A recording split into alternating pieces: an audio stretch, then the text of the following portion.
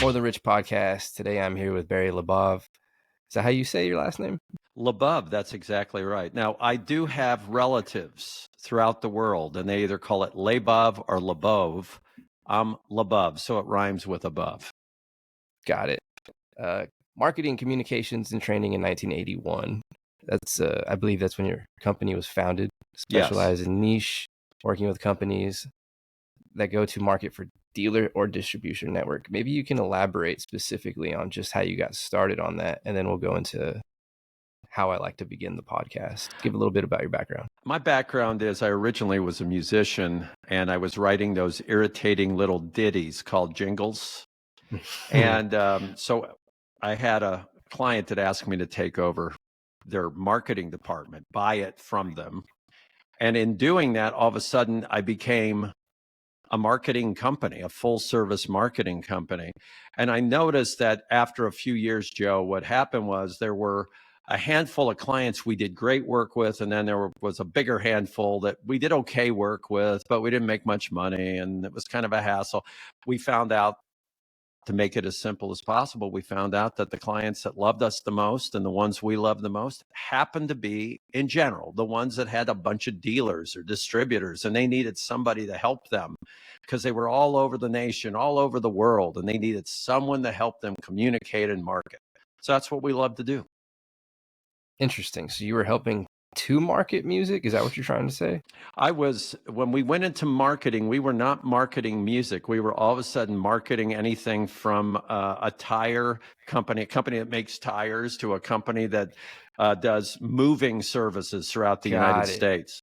Got it. So the companies could vary depending on so the requests, were they super random? Yeah, some of them were very random. Yeah, very random. Here's an example. Memorable ones? Yeah, one random request was from a moving van company, and they wanted us to create cassette tapes that their truck drivers could listen to while they were on the road, that would keep them informed with what's going on back at the van line. Because what happens is these truck drivers are out on the road for weeks and weeks at a time, and they get very disenfranchised. They start thinking, nobody cares about me, and who cares? Damn. So these things would go to them on a regular basis, and it would say, hey, here's what's going on here at corporate. Hey, hope you guys are keeping safe, that kind of stuff. So it was kind of weird, but it was fun. A little morale boost, so to say. Yeah, just get people excited. Wow. Let them know that somebody cares. I was about to say, are you trying to tell me companies tried to show they cared about employees back then? Some of them did, but you know what? It was, I have to tell you, in many cases, it was a smart business move, because it was a lot smarter and profitable to hold on to these people than it was to lose them and replace them. Damn. Yeah, I hate that mentality's kind of gone away, right? We don't really nurture people the same way that we used to. I think it's gotten better in that the leaders I work with care more today about motivating their employees than ever, because it's so hard to hold on to somebody.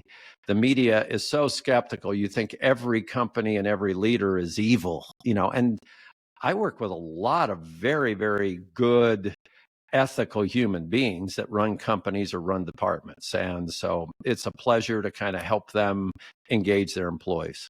It's a conflicting point of view, because I honestly don't enjoy center of attention like that. Have you ever had to deal with that and getting over that aspect of it? What do you mean by center of attention? Like, I feel like when you're a leader, right, and you have to lead a team of people, that puts the spotlight on you, like whether you're good at it or not. Like I just kind of like to divert and like have other people and delegate things. But have you ever had to deal with that? All the time. I did not want to be a leader. I was a leader in a rock band. I was the youngest kid in the rock band, and I was the leader, which was very awkward. I mean, some of these guys were so old. They were like 20, 21 years old. I mean, they were really old guys, and I was 16 or 15. I did not want to be a leader, but I think some of the best leaders are the ones who did not crave that attention. So they realize it's not about them. It's not about me. I can act like I'm the center of attention and the greatest thing on earth, but if the people around me don't buy into it, I'm in big trouble. So, I honestly think it's more really towing the line between being too disingenuous and saying, oh, I don't know what I'm doing. Everybody else is great but me, which I hate when I hear leaders say that, because it's not true. somewhere between that, which is garbage, or the leader who thinks he or she's the greatest. You got to be in between and say, look, you're doing this thing great. You're doing that great. We're doing this and this great. I really believe in you. I'm confident we're on the right path. And I really want us to win this. I want us to do this together. And they kind of go, okay, there's leadership, but they also feel like they're appreciated. Have you ever been scared that like the leader is the team? Yeah, I've been scared of that, and I've dealt with it. I call the leader who feels he or she is everything, I call them a seagull, like a seagull you see out in the ocean. And it's because they stay away, and then their people think they're doing a good job, and then they swoop in like a seagull, and they obliterate everything, and then they leave. And the people are going, oh my God. And I have learned over these years that I've been running the company that we don't work very well with seagulls. And I let a seagull client go, not so long ago. And I had to talk to the guy. I had told him he's a seagull. I said, you can't, it's just part of you, but you come in, you swoop in and you destroy, and then you leave. And I said, it's not about you. Your people are demoralized. And he said, well, I'm really beating them up on stuff. I said, well, they're being beaten up by you. And then you, through your actions indirectly, are getting my people beaten up because your people are beating my people up. So the beatings are over. We're not participating. Is the conflict though that they're not there all the time to be able to say something like that? Sometimes like you're not really here to witness. Yeah, sometimes they're not there, but they say something like, hey, why don't you lead? You can do this. You know what you need to do. Okay, then stand back and let the person do it. Instead of, wait a minute, you didn't do exactly what I want. Well, they're not going to do exactly what you want. It's no different than in music. That's why somebody writes a song and it's a good song, but someone else does it a different way. And you go, wow. And sometimes the songs that are done 2 or 3 times down the road differently, you like them better than the original. And it's just because somebody saw something in it and did it. And I'm just saying, it's not just one way in leadership. I already know this is going to be a good podcast, but I'm curious how much time you have.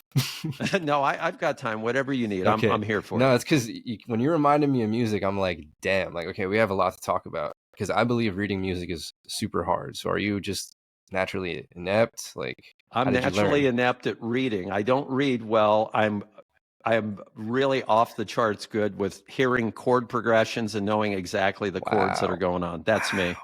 That's I love it. I love it. So do you also correlate feelings with the music and like characteristics to the moods and the keys and all that? Oh yeah. A minor key is going to be sad. All these kinds of things. Sure. Yeah.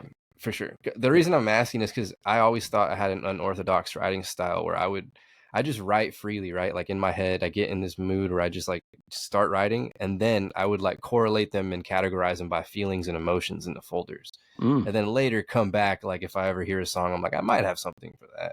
So it's just kind of trying to match the tones to the feelings. It's a weird thing as like a lyricist, but yeah. And then also, what's the other one? There's a one with color, synesthesia. Is that what that one's called? I'm not familiar with that. So that's the one where this one I actually feel like I was trained because I use Serato for DJing, and all the song keys are in different colors.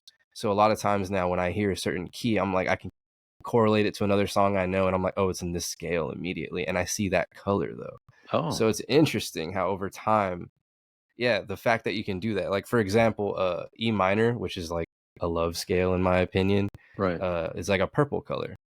I'm curious, like if you feel like any of these keys have colors to them. Or I've never thought of them with colors, Joe. I got to tell you, I've never thought of that. I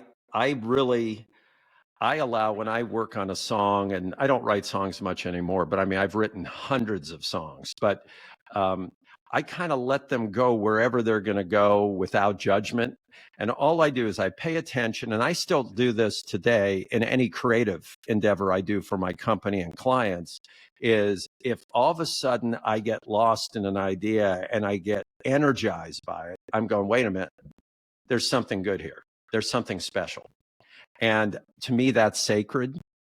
And I look for anything that draws me in where I start to lose track of time and I start to get engaged in it. And I'm going, wait a minute, there's something magic here. And I can't even describe it. but I know there's something powerful. Yeah, I can test that on how many times I've re-listened to something over and over again, yeah. right? And you're not sure why. You're just like, there's something here. That's powerful. Can we go through your childhood a little bit and talk about like upbringing and like early signs of passion, finding what you like? Early signs of lunacy is more like it. My dad wanted me to be a genius. That was one of his goals. I learned later, obviously. Okay. So he taught me algebra when I was 3 years old. So I was this 3-year-old kid Super learning. low bar. Yeah, right. So I was learning math and algebra when I was 3, 4, 5 years old. Oh yeah, I knew algebra. I'm still struggling with algebra. Right? Oh yeah. And so when I was in 2nd grade, I got kicked out of school because the teacher said, Barry, what's 2 + 2? And I said, well, it depends what X is. And she said, wait a minute, what are you talking about? X? What's X? And I said, X is the unknown. And she said, wait a minute, who's been teaching you algebra? And I said, my dad. She said, okay, that's it. You're out. Jeez, and some witchcraft. Yeah, she sent me home. My parents were, humiliated, like they were damaging my brain. And so they promised to not teach me any more algebra. But that served me well because I never had a math issue. And it also helped me with chords, Joe. Chords are all mathematical, right? So I had this mathematical thing in my head. So that's how I started out. Very early on, I was playing clarinet. I hated clarinet. It was not a manly instrument. And so I was taught drums. I picked up drums. Then I wanted to write. So when I was 9 years old, 10 years old, I wanted to create something. So my dad showed me 3 types of chords on an organ, which I learned, major, minor, and an augmented, let's say, or maybe a diminished, I don't know, 3 or 4 chords. Anyway, so I learned those. So it's all mathematics, right? I wrote songs. And then the problem was I was in a 2-man band with my brother. He played guitar. I played drums. So it was kind of like the Black Keys, only horrifically bad sounding, and 2 young kids. And so I played keyboards with my right hand as I drummed and sang on these songs. Okay, so you can only imagine what that sounded like. So that was how I started. I had a great passion for music. I carried that passion all the way into my 20s. We had songs on American Bandstand. That's way before your time, but it was really cool. We had songs on MTV and VH1 videos. Had a song on the Billboard charts. I had 4 songs published by like Billy Joel's music company and a few others. So all of that. But as I say, I always joke about this. My music sold well under 1 million copies, meaning I didn't make any money, but I had these songs. Okay. So what happened was, that's my childhood. So what happened was my father passed away at a young age.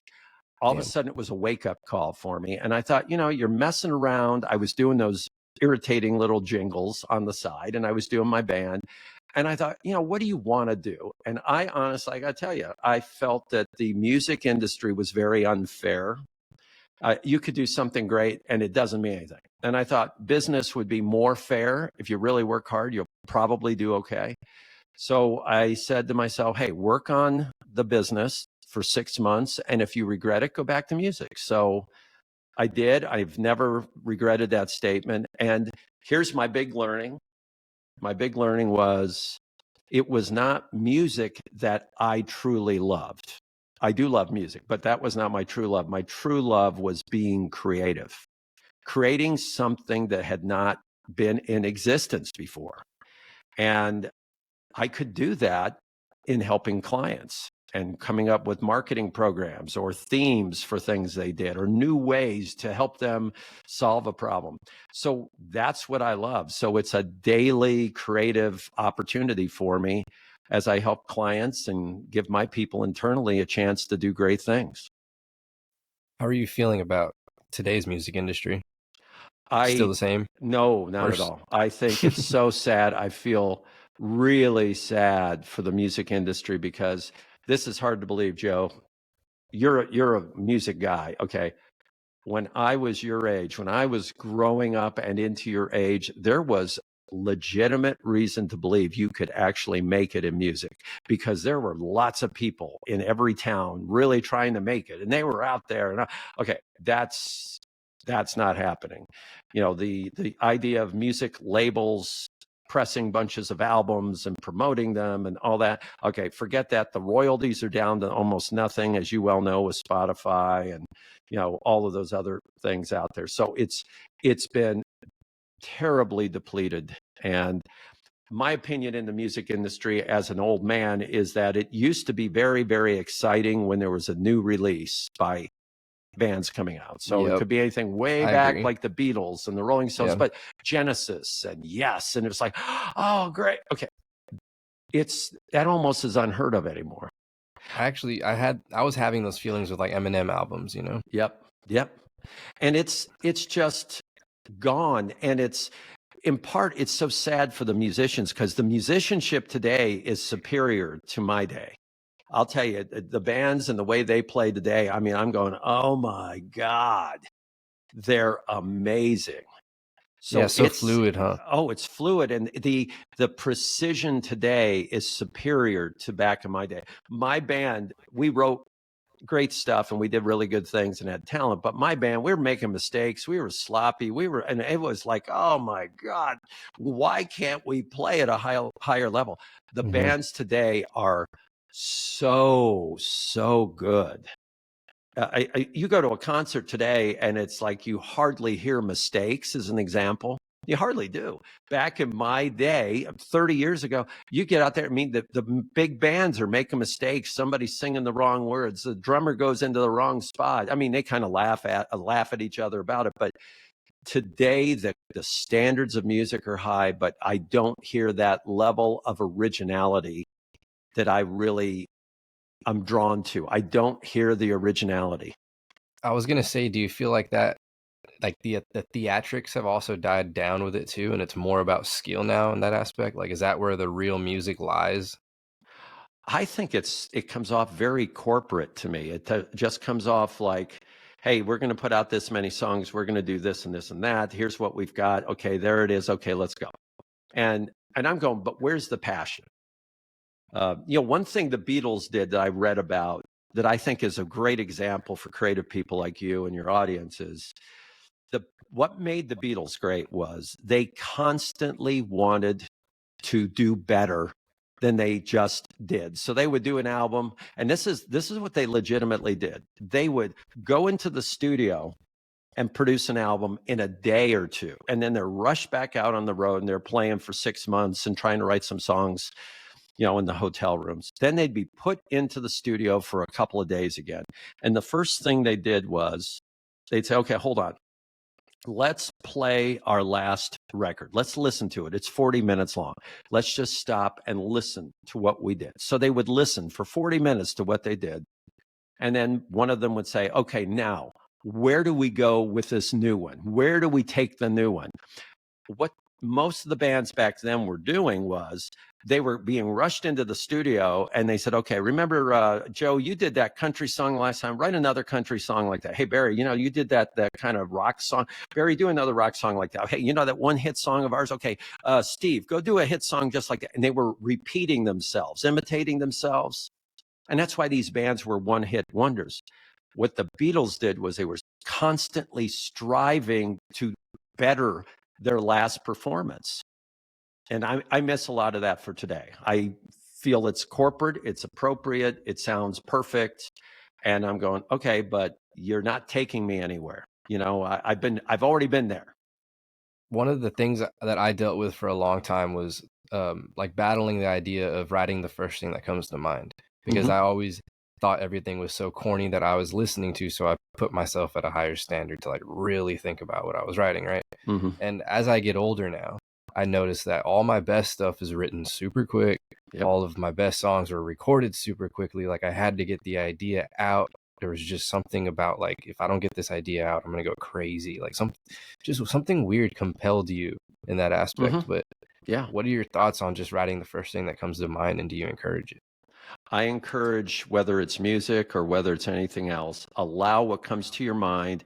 Don't judge it immediately. Allow it to breathe, because whether it's the first thing or the 15th thing, you got to realize it came out of your brain. There's very possibly a reason, and you may not realize it in the moment. There's a reason that came out. There's something connected somewhere else in the back of your head. And you go, oh my gosh, that makes a lot of sense. That's amazing. And the danger is discarding that passion, discarding that initial idea. Now, one thing is, I've studied creativity, and we do this at my company. We conduct jam sessions. We do. And we're conducting a jam session in a few weeks for a professional baseball team, which sounds pretty wild. We're doing a jam session, okay? And one of the laws of creativity is you do not know whether your first idea, your 20th idea, or your 100th idea is going to be the best. Statistically, you do not know. So what we do is we create. Now, this is different than songs. We're not creating 100 songs, but we'll come up with 100 minimum, 100 ideas in an hour or so. And we're not judging them. We're coming up with these ideas. We're bouncing them off each other, because one of the most important things in jamming, and this is really great for your audience, the number one important thing in jamming, and Joe, you know this, is not talking, it's listening, right? If you ever listen to a horrible jam session, somebody's playing guitar going like this, and the keyboard is just ready for that guy to stop, because the keyboard is to do something completely different. And you're going, this stinks. Okay. But if that keyboardist is listening to what that guy does, and he goes, okay, I'm going to kind of riff off what he's doing, then all of a sudden there's this interplay. So what we look at in jam sessions is the collaborating. You're not just playing together. Right. You're collaborating. I'm building off what you said, but you're listening to me. And then I'm going, oh, wait a minute, Joe, how about this? You go, oh man, yeah. What about, okay. So you come up with, let's say, 100 ideas. Somewhere in there are some really brilliant thoughts. Now, it could be your initial ideas, but when I do this with my team, we'll have, when we're done, because we'll do lots of jam sessions, we'll have maybe 500 or 600 ideas. Okay. And there is no trend as to where those come from. They could be the 80th, they could be the 150th. But if you don't get to 100, you'll never know. So sometimes first idea is great.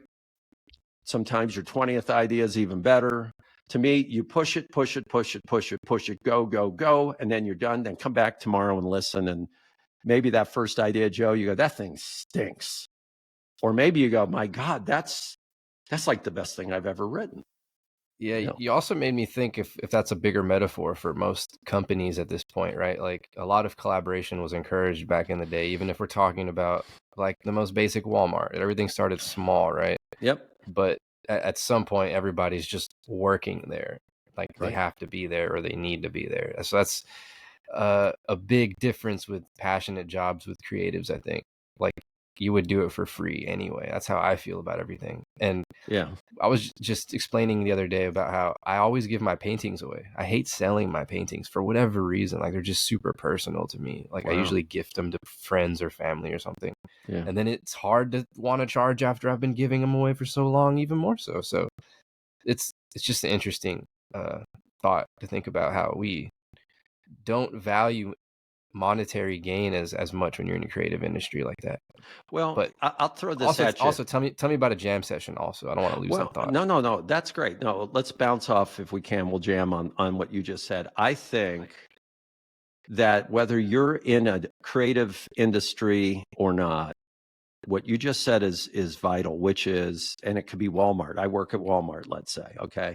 Well, if all I do is just tell people what the price something is, or I put things on a different aisle or shelf somewhere, and that's how I look at my job, then shame on that company, because that company should be letting that person know that what they're doing has some significance. Yeah.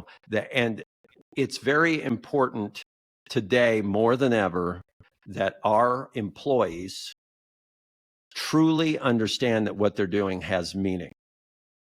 So at my company, we are a service company. We work with really great companies all over the world, and we're working with really great clients. Okay, so you go, okay, but here's what we do. We are the people behind the great people and the great brands.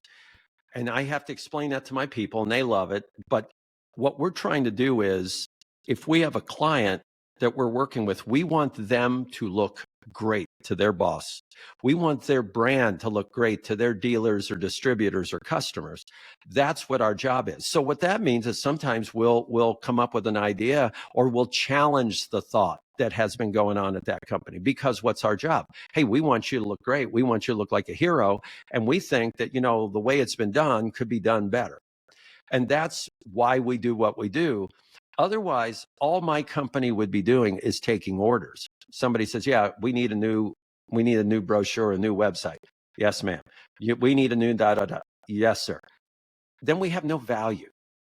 So I help my clients with this. I have to make sure my employees know that what they do is meaningful. The book I have that we've talked a little bit about offline is called The Power of Differentiation. And it's all about understanding what makes your brand, your product different. But the big point of it is to celebrate it first with the most important people in the world, your employees and anyone else who represents it. Because if they don't believe in it, it's an uphill battle. So we all need that. We all need to feel what we're doing has some purpose, because otherwise, like you said, Joe, yeah, who cares? I'm just working there. I can go somewhere else for 10 cents more an hour. And what else is cool about music is, like, it's not just you that has to agree on something, right? Like, if you make something great and someone else is right there with you, it's like, yo, and I get this reconfirmation of this great feeling, and we're doing it together. Common goal here, like collaboration. Yeah. Interesting. Yeah. Have you ever written a song that everybody likes, and it's like their favorite song that you wrote, and you go, I really don't like that song that much? Yeah, actually, yeah. I have, yeah. Yep. And it's like a super vulnerable song too. Yeah, my song too. I wrote this song, and everybody remembers that song. And, oh, it's the great. And I go, if I never heard that song for the rest of my life, I am just fine. I don't hate it. Yeah. It's just like, God, there's so many others I love.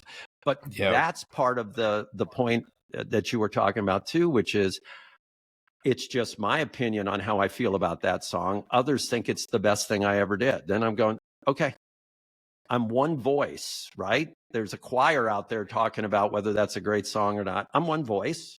And look, I'm glad they're saying it's a good song instead of saying that thing is the biggest piece of you-know-what that you ever heard in your life. My bad. No problem. It's fine. I'll cut that. But finish that last sentence. Say that again. Last sentence. Yeah, I think it's, even though I might not love that one song like others do, I have to respect the fact that somebody loves it, which is great. And there's some magic in it for those individuals. And that's part of it. I'm one voice. So even though I wrote it, it doesn't mean I own it. It's out there and people have their opinion. So that's how I look at it. One final thing too that you were talking about with jam session before we move to anything else is, we do a jam session, and some of our sessions are very long, like 6 hours with clients. I mean, they're not like 5 minutes, and they're highly interactive. So we'll break into small groups. We'll focus each of those groups on certain ideas that they brought in. They brought in before we even started. They had ideas, and then they'll work on them. The other groups will then go around and they'll vote on the ideas that are out there, the top ideas. So I don't vote on mine, but I go and look at everybody else's stuff. What happens is we then spend about a third of the day only on the ones that others really think were the best. So my pet idea, if nobody likes it, I'm out of luck. But somebody likes these other ideas, let's go for them, right? So we end up at the end of a 6-hour period of time with 6, maybe a dozen fully fleshed out ideas, concepts, and they're ready to be presented to people at that company, at the high level at the company that we're working with. So it's a very compressed time frame. But if you go back to music and you go back to my day, the Beatles' first album was recorded in a matter of hours, not months, not years. So, they did really good with that.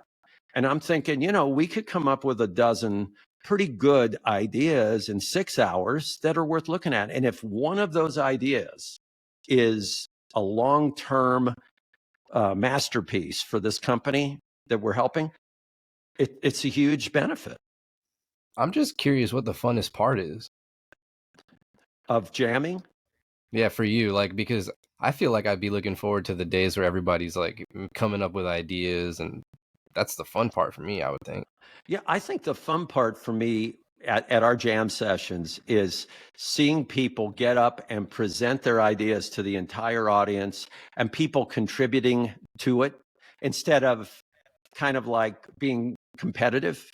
Instead of So, just yay or nay, right? yeah, it's kind of like, hey, that's good, but what if we also did? And you're going, wow. Nice. And you do these things because the answers are inside most of us. So I told you we're working with a professional baseball team, and we're going to do that session, and we're trying to help them make the next 3 years of their history the most momentous ever. And I guarantee that the 50 people, we'll have 50 people in there that are coming in, will come in with ideas that are great, but we will generate stuff that will be mind-blowing. And when we're done, people will be exhausted because you know what, Joe? They haven't thought like that ever in their life. They're going to go, oh my God, I got to go home. I'm going to have to take a nap because their brains have been scrambled from all of that creative activity in a good way. So I love to see the collaboration from everyone to make our idea the best. I see. I don't think people think about how much, not money, but like originality goes into these kinds of experiences. Like you're talking about a sports team right now, and that's just one company. Right. That's incredible. I had no idea. So that's cool. I didn't know that.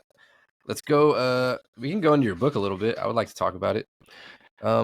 What was the inspiration for it, and like who's the target audience in general? Target audience is anybody who is a leader at a company. So that's a lot of people. So it could be a large company. It could be a small company. It could be a one-person shop. It could be the grand poobah of the entire company, the CEO, whatever. It could be someone who doesn't have a title as a leader, but is a leader at the company and wants to help people feel the significance of what they do. So the whole concept behind the book is you don't try to create the brand. You don't create the brand. You discover the brand. So if you're in a rock band with somebody, you're not trying to create in that guitarist a great jazz player because maybe that's not inside that guy. It's just, but if you can discover that that guy does a certain kind of music that's brilliant or style, and you discover it, and then you say, let's keep pushing that, he'll be happier, you'll be happier, and you'll have something pretty valuable. So the whole concept is we discover the brand, the magic behind what is being going on. And then we, as I said earlier, we communicate it, we celebrate it, we name what this magic is. And in doing that, people become motivated and have that meaningful realization that, hey, I'm significant and I want to see us do well. And consequently, they're more likely to stay at that company than they were before. So, it works out for everybody. It's a very positive experience. My motivation was I wanted to share the stories about my really wonderful clients and my people. It is not my memoir or anything like that. It's not about me. I think I'm mentioned in there 3 times by name, or I say I in there maybe a handful of times. But it's about how companies have really made great strides in identifying that magic and really creating an army of believers in their employees. I'm gonna argue like Disney's up there, right? Disney's up there, and I've worked with Disney. Yeah, Disney's a great example. Harley Davidson, Oh, that's a good Macallan's. one. No, that's great. Macallan's Scotch, Stoli Vodka, Audi, Audi automobiles, Mercedes Benz. There are a lot of great companies in there. It's also about the memories that they help you create, right? So I said Disney, and I'm like, oh, it's like children. You're going to think of it when you grow up also. You're going to pass it along. And I guess that car companies would be hoping for the same kind of, I'm trying to relate how all companies want to tie in that lifelong aspect to their brand. Yeah, you want to have an image that people trust and people aspire to. So if you're Audi, you want people to realize how great your car is. I mean, it's an amazing technological feat, and it's safe and it's luxurious. And here's why they do this. And they have all-wheel drive, but they call it quattro. Why do they call it quattro? Well, nobody else has quattro. And I could go into technical detail as to why quattro is better than all-wheel drive. Well, if they don't share that, then nobody knows. So it's up to us to say, wait a minute, hold on. We're not going to create quattro. You already did. We discovered it. Let's promote it and let's celebrate it. I'm curious about how you would apply this to your book. I recently was hearing, and then I read, that there's a few studies that kind of show that people are kind of turned off by altruistic people. And I'm curious how that would relate to the brand or just leaders in general. Well, that's an interesting question. I've never had that. So I'll give you my best answer on the spot as we're talking here. As far as altruistic people, I don't think that if a brand says, hey, we created this motorcycle because we believe, yes, it will be safe, but we also think that it's part of a community of people who love to get on a motorcycle and enjoy each other. So we're promoting this because we're a huge family of riders, not drivers. We're riders. Now, I don't think that's some kind of an altruistic thing. I think it's saying, this is what we are. And by the way, if it doesn't appeal to you, that's good. You know, you're okay. But if it does appeal, then why don't you hang out with us a little bit and see if you like us, because we're a big family. And that's what we're about. We're about that experience. And that's what we show you when you buy our great motorcycle. What about like as a leader though? Like if you're trying to lead your company, like if you're a Steve Jobs or something, I'm trying to think of maybe that's why he was the way he was, for example. Well, Steve Jobs would never have been looked at as an altruistic leader. He would be looked But at I'm as just thinking, I'm thinking maybe he knew that, and that's why, you know. Yeah. In a sense. Well, he was a genius and it was his way. And what he did, we're still talking about. I mean, it's amazing. And, you know, he created something that at first he could not deal with, and he was out of the company and then later came back in. So it's not even the fairy tale that some of us at first think it is. It was a nightmare for the poor guy, and for his friends and relatives, it was a nightmare. But what he did was he created something that he felt was amazing, and he inspired his creative people around him to not listen to what the customer wanted. I think you know this, but he did not care what the customer wanted, because his point was, I don't care what they want because they don't know what we're capable of delivering. So they're going to ask for something stupid. I can give them things they don't even know could exist. And he did it. Like lower royalty payouts, for example. Like destroying the music industry. Right. You know, he did. He destroyed the music industry. And he got into a legal battle with the Beatles over the name Apple. Oh yeah, that's a good one. That's a good one. Classic. When he started Apple Computers, he had to make an agreement with Apple Records that he would not get into music. So what did he do? He went into music, and then they had to go sue him. But that didn't stop him. It's hilarious, but oh yeah, he's unbelievable, or was unbelievable. What's the main theme of the book, and can you summarize the key concept or differentiations that you discussed? I think I've mentioned discovering the brand and really celebrating it. A couple of other highlights I think are really important is that the experience that you provide a customer in their eyes and their hearts, that's the brand. So we got to realize, if you have a really cool product, but buying it is a horrific experience, your brand is horrific in the eyes of that consumer. Okay. So your experience is really important. So I think that's a really big point in the book. I also mentioned in jamming the whole idea of listening being far more important than talking and making noise and sounds. The concept of that is very important. Final thing I alluded to 3 or 4 times, but it's that important. People need significance.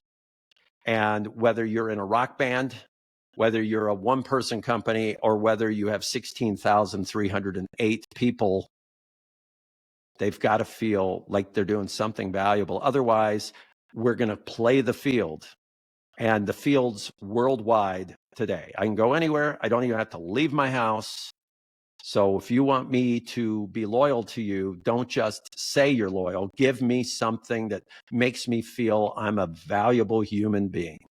Since we're on that topic, though, I'm sure you've heard that concept of humanity dealing with the whole meaning crisis, right? With AI and stuff. Right. I'm just curious how you feel about that being exacerbated even more so, because I argue with people being passive and not adopting the technology or not caring, it Right. literally just gives companies and corporations what they want to be able to just control, dominate, take the markets, whatever. Well, I think that if we allow AI, and when I say we, in any job you're in, if you just press a button and you have the AI answer and that's what you represent, then I think you're up for a lot of disappointment because, first of all, AI will make stuff up. I think most of us know that. It'll have a hallucination and it will go anywhere it wants. But on top of all that, we still, at this point, need the human vision on what is coming out of AI. So to me, I look at AI as an assistant in coming up with great ideas and digging into information, but it has not yet even come close to replacing common sense and appropriateness and brand in what I do. But I will use it. I am not opposed to it, and I don't think it's an evil thing. I think it's how you want to use it. And you could go down in history over a lot of different innovations that were viewed, as disruptors. And, you got to look at them and you got to say, embrace it, but don't have it run you. You run AI. That's how I look at it. Do you have any opinions on Elon or Sam Altman? Either of them? As far as Elon, just in my opinion, for what it's worth, he's incredibly brilliant in very much a Steve Jobs way. What I do admire with him is he is a very independent thinker. He doesn't appear to care what any of us think, and he's marching to his own beat, let's say. So I give him all the credit in the world for that. I've owned 4 Teslas, but I'll probably not buy another one. I own a Lucid. I own an Arcimoto. I like electric cars. I cannot speak on Sam. I've only known what I've read, but I know a little more about Elon. Got you. I only ask because I'm just wondering, like, do you think OpenAI is like an ethical company or like just heading forward? Do you have any thoughts on just that dispute where they let him go and came back? Little Steve Jobs scenario there. I don't know enough on that one. I would only come off like I'm talking and not really bringing anything to the table there. I got you. No, I got you. How can small businesses apply the principles of differentiation effectively? Small or large can do the same thing. Look at what you do, identify the 1, 2, 3, or 4 unique differentiators. And if you can't do it and you think, we do what everyone else does, then get somebody else to come in and look at it. That's what my company does. We're brought in because people are going, we don't do anything different. And oh my God. Oh yeah, because they're too close to it. They're too close to it. And then what you do Make is us unique. then pick the 1, 2, 3, or 4 unique things. Name them. Be able to look at them and say, nobody exactly does this. Now, it doesn't mean you're superior. It just means what you're doing is unique. And do that. And then give it a chance to percolate a little bit. Celebrate it with your people. Go out there and test it. Test it in your day-to-day interactions with your clients, with your customer base. See how it works. Don't be afraid to tweak it. It's just like, Joe, you wrote a song, you go out, you're playing it in a few clubs and you go, the chorus is just not going over well. Let's mess with it a little bit. But you constantly refine it to the point where it's your calling card. It's like, hey, here are the things we do that are unique. And you got to have them. Otherwise, you're going to be a commodity. And you got to fight that commodity monster, as we call it. What role does market research play? Market research can tell you what people think. Perfect segue from the Steve Jobs thing. It can tell you what people think and what people know. It can give you input. In my opinion, like AI, it cannot take the place of your judgment. You have to then factor it in, say, okay, here's what they say here. Here's what looks good here. Okay, now knowing what we know and knowing who we are, what makes sense? It's pretty damn accurate though. Like I'm almost annoyed that like it can make such accurate predictions. Yeah. You're right. Can you describe one method for identifying a brand's unique qualities? Well, we call it brand re-engineering. What we do is we will talk with customers. I'll do this pretty briefly, but it works. We talk with the brand's customers and employees to learn what makes them unique. We listen to certain words that keep cropping up. Next step is we do a technical immersion. We go in and look at what is different. We look at what could be done, what could be fixed, what could it be called. We then say everything we know. Tell you what, here's what we're going to do. We're going to go focus on these. You then, as I mentioned a few minutes ago, come up with some names or a way to communicate it, celebrate it with employees, and then constantly tweak it and work it. It's just like writing a song. You know, it might be the way you played your song today was the best you've ever played it. Okay, I'm trying to go into some thinking differently here. How can differentiation influence consumers' perception and behavior? Well, that's a really great question, because what's interesting on that is if you do not differentiate, then what's going to happen is those consumers are going to think you are the same as everyone else. So guess what? You got to be cheaper. You got to be closer. Damn. You got to be faster. And forget that stuff. I don't want to be known as, well, he's the cheapest, quickest, whatever guy. I don't want to be that guy. And nobody does. Gosh, and that translates to art also. Like every industry. It just blew my mind when you said that, because I'm like, yeah, nobody wants that in any art form. Doesn't matter.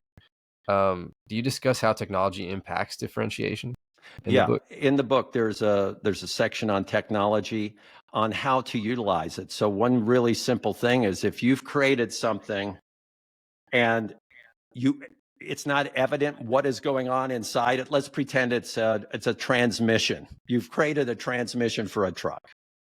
Well, you just look at it, you go, well, it's an ugly piece of metal with a bunch of stuff inside. Okay, using technology, augmented reality as an example, you can go inside and show people the genius of the gears turning, and you're going to go, oh my God. Yes. We sold a car. We sold a car for Kia. We helped Kia dealers sell a car that they did not have on the lot. We gave them a model, and you were able to pick up your phone and look at some really cool AR, augmented reality, of what the car could do, some of the cool features and all that, and they ended up getting orders for it. So that's how it wasn't even made yet? No, it was not made yet. Whoa. Wow. Yep. So wait, did that go into market? Like, did that come out? Yeah, it was called the Stinger. It was one of their top selling sports cars. That is really cool. That is super cool. And that's, how long ago was that? Because AR hasn't been around that long. In the last 10 years, we did an early version of AR. Way back in the wood burning stove AR days, but it was whatever good. That means. That's good. Yeah. Let's see. What are some of the challenges in maintaining differentiation in a rapidly changing market? The challenges are giving in to the commodity monster, trying to be like everyone else, hearing that you're too expensive, feeling bad about it, cutting out some of the cool things you do so that you can rationalize lowering your price. That's the danger. Damn. Wow. Okay, you said that way too easily. So is this a thing you've dealt with often? Thousands of times. Wow. Okay. That's interesting. How do you measure success of a differentiation strategy? Well, there's a lot of different ways. Your employee retention goes up. Your employee performance, let's say if it's quality control, goes up because they're actually thinking there's a reason to do the job well. then of course market share can go up. The subtitle of my book is Win, W-I-N, Win Hearts, Minds, and Market Share. So that's how you know. Did you win hearts, minds, and market share? If you did, hey, it worked. Have you heard of the Japanese Deming method? Yes, Joseph Deming. It sounds a little familiar, like with your strategy and approach to actually caring, in a sense. You do have to care. You've got to care. I mean, if you don't care today as a leader, you're done. My big challenge with leaders, Joe, is I work with leaders who I truly believe care. It's just a lot of times they don't demonstrate it or they don't communicate it. I'm going, hold on a minute. You just did something really great, but you're not sharing it with your people. And it's important they know this. And the leader will go, yeah, but that's my job. I go, hold on. Your people don't know you're doing it. They need to know you did this, and they need to know why and what it means to them. So I'm far more optimistic and positive on those things. But the reality is, if you do not share why you did what you did and how it will help your people, it's what we call the void. If there's a void of communication, people will fill that void with negativity. So we say avoid the void. And just to quickly kind of spark note what Deming is, it's kind of just the management literally caring about what the employee, what matters to them personally. Right. Like whether what motivates them, family, things like that, like a real personal interest in what they care about. Right. And it sounds so basic. I hate that I even have to say that. Yeah. Interesting. Could you explain how it affects employee engagement and retention, though? Because, I mean, you said it does, but can you explain how? If people don't feel they're doing something meaningful, they're not going to do the job very well. They're not going to make sure the person next to them does the job well. They're not going to make sure the product that rolls out on the floor or goes to the customer is in good shape. It doesn't matter. So right then and there, that is going to kill a company. The other problem is you don't really have control over who you work with. Mm-hmm. I'm sure a lot of people deal with that every day, and they're forced to be in a good mood as well, you know? Yeah, but you're in a better mood if you're doing something that has value. If you're just going through the paces, I mean, who gives a crap? It doesn't really matter, right? I mean, that's true. Right. In what ways can it actually backfire, and how do you mitigate? You have to be honest, and you have to come forward and say, hey, we messed up. I've had clients that got up in front of their people and say, we have been so negative about our product and our brand to all of you employees that we have done a disservice to you, and we apologize. Wow. Yeah. Damn. That sounds unheard of. It does. And you know what? It worked. And it was sincere, but it worked. Damn, trying to get on good ground again, good standing. How should companies balance global brand consistency with the local market differentiation? That's a great question. That's something I worked with a lot of companies on, and that's what's known as training. You got to train the people out there the same way you work with your employees.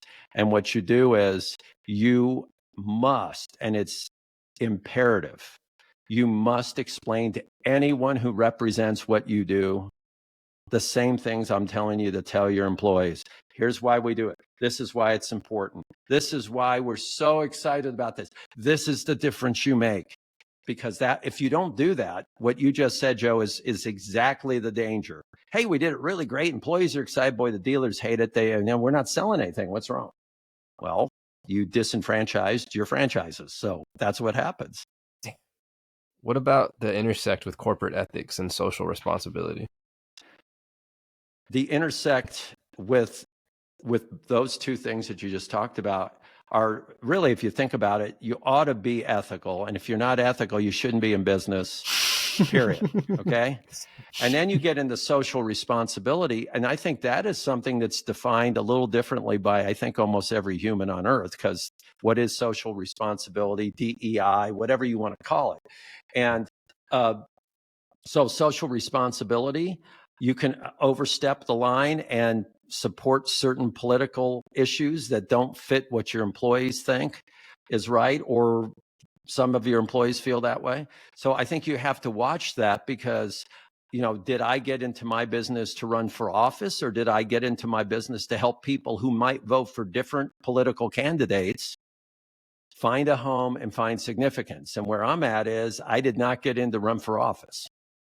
So I don't share my political views. I respect the views of anybody, but ethics, no compromise. You got to be there. You got to do the right thing ethically. And then there are social companies that are on a platform, and some of them built their business around that platform, which I think is really a smart move. Interesting. Yeah. No, there's a lot there. What about like how companies can innovate while staying true to their differentiated brand? If you know what your brand is all about, then you know where to look for your innovation. So if you're really brilliant in engineering, your next innovation is going to be somewhere in that engineering genius. If it's the design of the product, it's going to be in that design. It's what you do best. And the more you understand your strengths, the more likely you're going to go back to where those strengths are and get deeper and really, go into that gold mine and get some more beautiful ore out of that mine, instead of saying, let's lower price or let's imitate our competitor. You were Better Business Bureau. It was ethics award. Can you explain that? Because we're kind of on that topic a little bit. Yeah, we won the Better Business Bureau Ethics Award, and it was for, displaying tremendous ethics as a business. So they awarded us that. It was great. What does that mean, though? Like, how Yeah, do you even get that? that's the point. It's like, I think it came from positive consumer comments of us, positive community involvement, all that kind of stuff. So, I don't brag about that stuff because it's kind of a beauty contest. That's true. That's still cool though, because It is. I think BBB is a pretty big deal. It is. It is. Can you describe like a pivotal childhood moment that you remember that shaped you? Like any specific memory that your parents really like maybe pushed you in a direction? Well, my father told me I could do anything I put my mind to. Anything I put my mind to. So I didn't even know what that meant when he told me. I was too young. I didn't know what putting your mind to something meant, but that's what I did. And that it changed me. I felt a little weird. I didn't feel like I was better than anyone. I just felt like, wow, I'm able to do things. I can actually accomplish something. Would you say your family like influenced your career choices? Yeah, my family did. My mom kind of mentally at times beat me up on stuff, but my mom wanted me to go into business. I hated business, didn't want to do it. My dad was an engineer. I didn't want to be an engineer. So I was this kind of unhappy combination of both. I was a musician who understood math and did not want to do business, but wanted to be creative. And then when I really got into business, I used that as a positive because I never came off as this slimy, pushy sales guy. I was this kind of incompetent sales guy that you loved, and he was creative. And it's like, what the heck? I'll buy from that guy. See, you have a really balanced mixture of analytical and creative, but I'm way more creative than analytical for sure. Well, those tests, there's Myers-Briggs and there's a bunch of other tests. Okay, I have a problem in the testing. I have a problem. And that is what you just said is absolutely right. I am 100% balanced on the analytic side and on the creative side. And that sounds like you would brag about it. It just causes tension. Turmoil. Yeah, it causes turmoil inside me. Don't know what to focus on. I'm going one way or another. What do you think? And, wow. and it's all of my personality tests. They always come back and they go, we got to talk to you about this. This is the weirdest thing we've seen. You're equally balanced in two completely diverse areas, and it's just not normal. I mean, I felt like that from just listening to you talk about it. I'm like, how can you be into music and also, I mean, it makes sense why you didn't like business, right? Like you're way more probably creatively inclined to want to take those passionate pursuits. Yeah. Super interesting. I'm an INFP. What are you technically? Well, I'm an XX, so I'm down the middle on those two. That's again one of my problems. I think I'm an XXTJ is what I am. Interesting. So I'm I bizarre. think so. Yeah. You don't even think you're an extrovert? No, I'm not. I'm down the middle. Weird. Super weird. You're giving me INTJ vibes, so I think you're an INTJ. Yeah. Yeah. That's my guess. Let's see. Your first job, what did it teach you about yourself? My first real job was at UPS, and I was a loader. I loaded boxes out of UPS trucks. And How then small were you? well, 15 years old, 16 years old. Wow. Pretty And young. so anyway, I did that, and then I became the union steward for the part-timers. So that was a bizarre experience for me. Did you learn anything from that? I learned that as a member of the union, I had to deal with the company because the union, I hate to say this, the union pretty much sold us out. So they were not helping me. So I had to go negotiate with the company. So it was a learning experience. You know, it's, Wow. yeah. How do you feel about unions today anyway? Do you feel like less, more prevalent, not helpful? I was in the musicians union. I was in the Teamsters union. I'm not a union person. I think there are really lousy companies that require unions, really. I do think there are companies that do not require unions. And I just, you know, I want to be more of one family than factions. So for me personally, not a union guy, not opposed to union people. I've been a union person. Can you talk about how your interest evolved, like from your teenage years to now?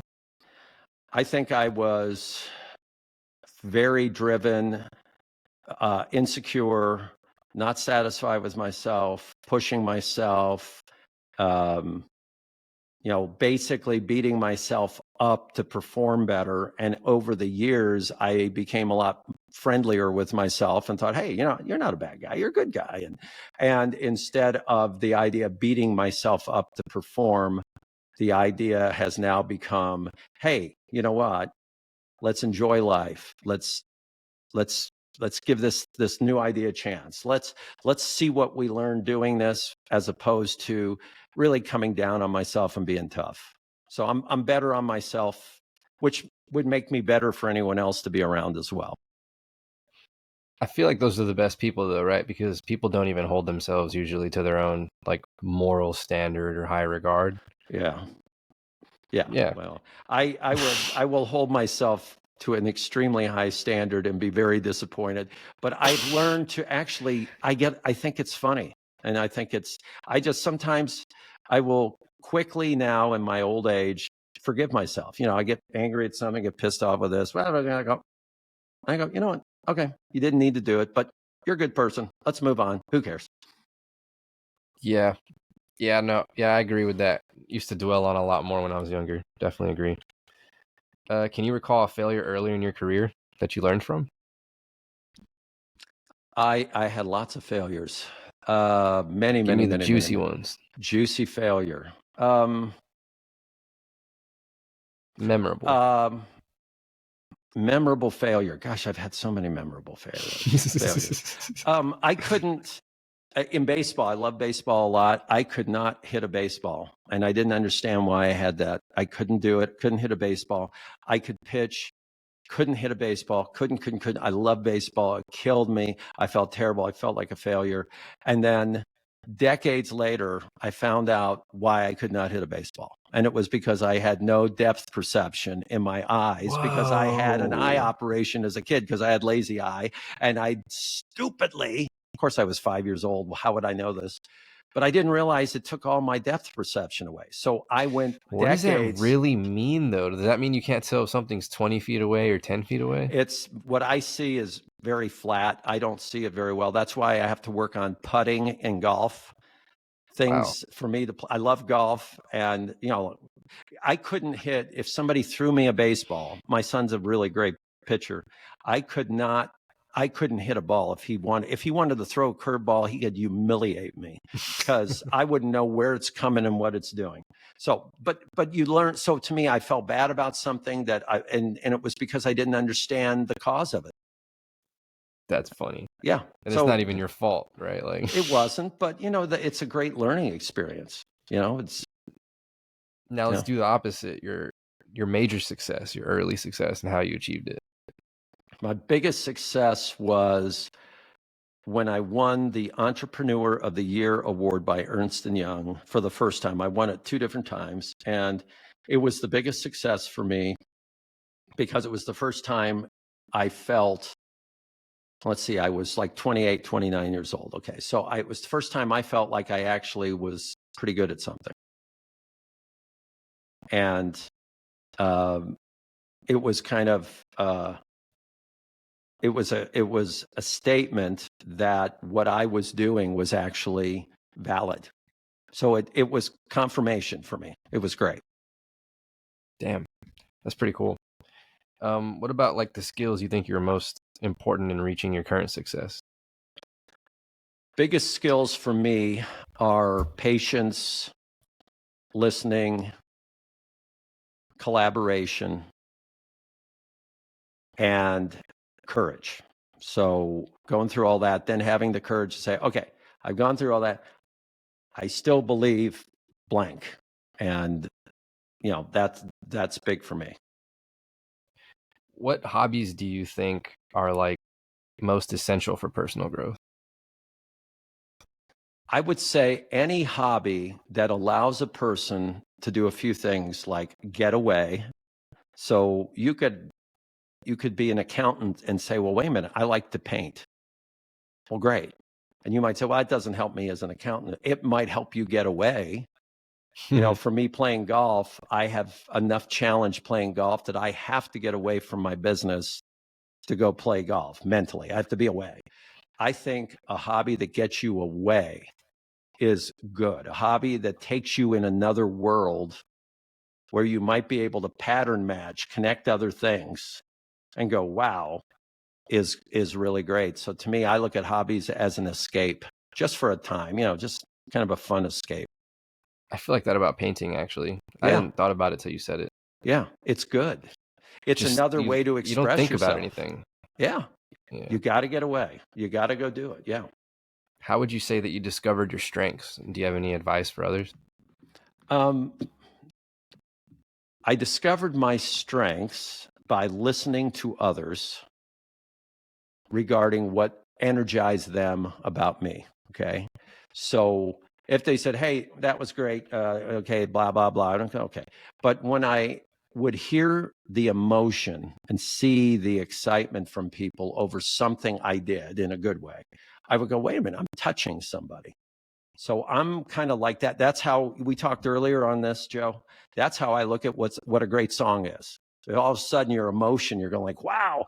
And to me, if I'm doing something and somebody goes, yeah, I go, wait a minute. So the things I do well, there's a handful of things everybody does well. If I see that it's really impacting others, and if I see that it's energizing me, I'm going, that's got to be something good. Damn, that's a really good answer, actually. Because I was going to say that you really also don't know. One of my biggest things I preach is you have to try things to figure out you're passionate about. Right. A lot of people don't like experiment enough to even know what they might be interested in. Like you have to try something to realize that you're good at it. Right.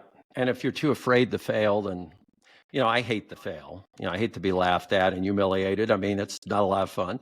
And I know people who don't care. Oh, I don't care if I'm terrible. I don't care if people laugh at me. I go, God, that's great. I love it.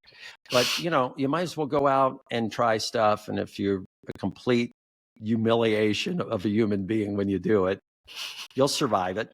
Somehow you survive. Would you give that same advice for people trying to find like what they're passionate about, like what we're talking about?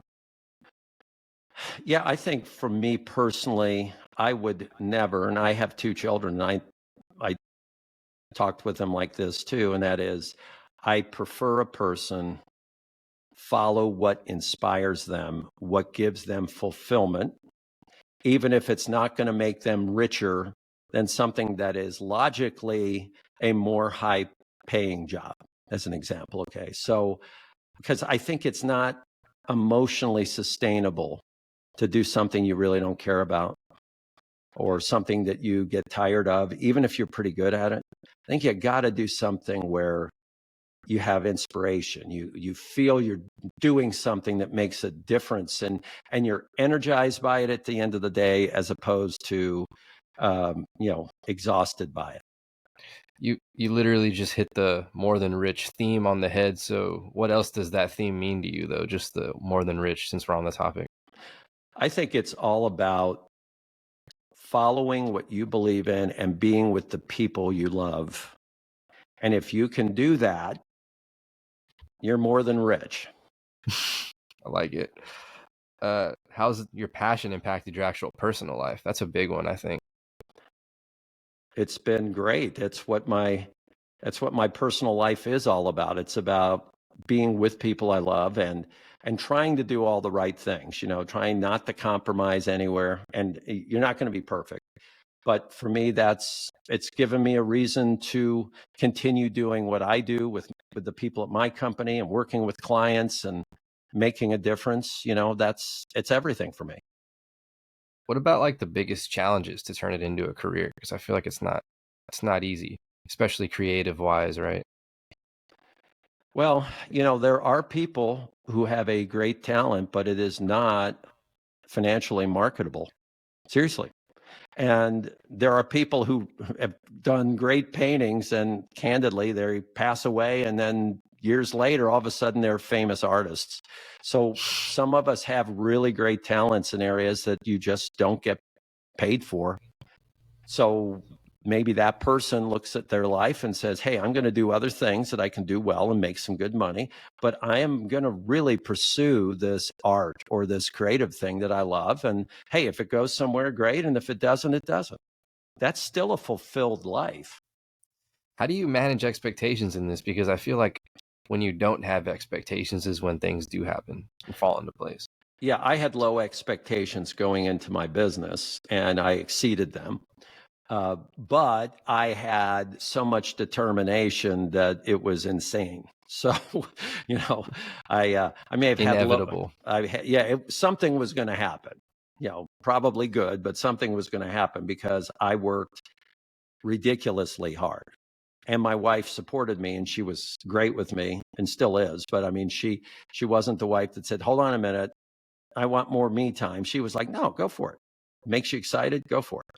So it's, to me, there's no guarantee that you're going to get financially wealthy following your dream. There's no guarantee. I think if you are super determined, you have increased your odds. That's a really good way to put it, actually. Have not thought about it like that. What milestones are you most proud of?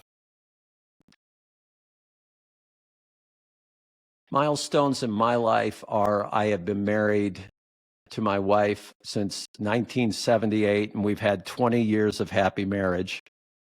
But that's a little drum roll. Yeah. No, we've been very happily married. So to me, that milestone is really important, because none of this would be worthwhile if we didn't have a great relationship. So I'm very proud of that. I'm very proud of both my kids and grandkids. So those are all great. Our company has done really well and has such a wonderful collection of clients and tremendous employees that, to me, that's a milestone. I could walk away now, but I feel I'm making a difference. I'm still making a valuable contribution to what we do. I also feel like, how does anyone walk away from music, right? Like, how are you too old to like or like enjoy?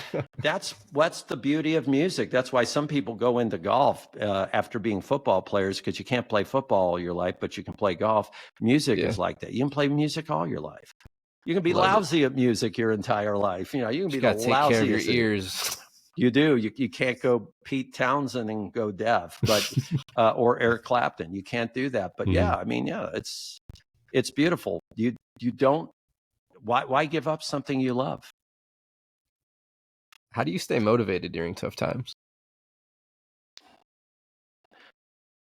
I have to write down during tough times all the things that frustrate me.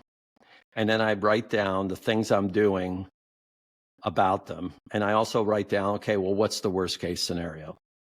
So for me, I write those things down, because early on I learned I need to visualize these things. So I do that. And what's funny is legitimately every single time I've done that, within a few days, I look back at that paper and I kind of go, all right, a few of those things have improved. None of the bad things have happened. Well, maybe one thing happened, but I was able to do blah, blah, blah. I'm okay. And I move on. Was it overthinking or just not as bad as you thought? It was overthinking. It was worrying about something that did not exist. I mean, worry is being concerned about something that hasn't happened. So and guess what? Most of the time it doesn't happen. So also something you have no control over, huh? Right. Wow. Mm-hmm. Are you like a spiritual person, or are you into meditation or anything? I do meditation. I am spiritual. I am religious. I'm not. It's the way I exercise, which is I do everything in moderation. So I'm a moderate guy on all those things. I exercise moderately, all those things. So I'm not like a guru in any one area. Yeah. And you're not all preachy on any of that. So I'm just curious how you tie that in, like spirituality, to your actual book. And is it just the aspect of being a good leader and kind of, seeing what people need, overseeing? And yeah, it's just doing the right things and realizing, look, it's not about me. And the more I realize it's not about me, the more I'm okay. I mean, I'm being taken care of. I have nothing to complain about. So, I do a good job. I believe that I am a good person. Okay. And I have really wonderful relationships with people. And I think I have to get a little better every day as a person, as well as a creative and everything else. So you're constantly trying to get a little better. And I think if that's my attitude, I'm probably going to live longer. I got a handful more questions here. We're almost done. Okay. Yeah. I'm about out of time. Got you. Just how do you define success in your field? Success is total ethics, doing what you believe in with people who believe in you and you believe in, and embracing uniqueness in each person, as opposed to trying to turn them into something. Accept who they are, look at them for who and what they are and do, and celebrate that, magnify, maximize that in that person. Best career advice you've ever learned, and then if you can give me like some sources for like who you look up to for the listeners. Best career advice I've had. Well, the best thing I did was not listening to career advice from my my music professor, who told me to give up trying to play music and give up trying to do anything like that and become a teacher, because there's no money in what you're doing. And I appreciated his concern and care for me. So I did not listen to his advice, but I loved that he cared enough to recommend me to do what he did in his life, which is give up on his talent and become a teacher. So I took it as a positive. Wow, that could have gone a whole different way for sure. Definitely. But yeah, your influences and like who you look up to, just so we can give some sources. Who to study? Who to study? I listen to, first of all, I listen to a lot of different kinds of music. So I love different music. I love Black Country Communion because it's got this bizarre group of guys that play. So I listen to music like that. I've read the Bible 3 times. It's fascinating to read. I did not read it in the order that it's in, which is like, well, of course not. I'm a creative guy. I can't read the thing in order. Gosh, so I read the Bible, and I will read articles, a wide range of articles from many different authors, Simon Sinek and other people like that. And what I do is, it's kind of like music to me. I'll listen and read what they have, and I don't prescribe totally to what one person does. I allow it to influence me, and then I move on, and I'm who I am. Pretty good. I think my last question is just, how do you prioritize your tasks and your time, and just anything you wish you knew earlier? I prioritize my tasks by what is critical, what is the most important thing that needs to get done, balanced by how I physically and emotionally feel. So do I feel like getting up tomorrow morning at 6 a.m. to go do blank and blank if I can do it later? And I have to tell you, I listen to my body more today than I ever did. So I listen to my body, I listen to my soul. If I'm inspired to go do something, I go to that. I make sure I, of course, live up to any promises I have. And if I have commitments, I'm going to go do it. But that's how I do it. It's every day is a different day, and no day is perfect. And as they say, it's never as good as you think it is, and it's never as bad as you think it is. Just what you would have wished you'd known younger, though. What would you say? Patience, relax. Don't make decisions so quickly because things will change anyway.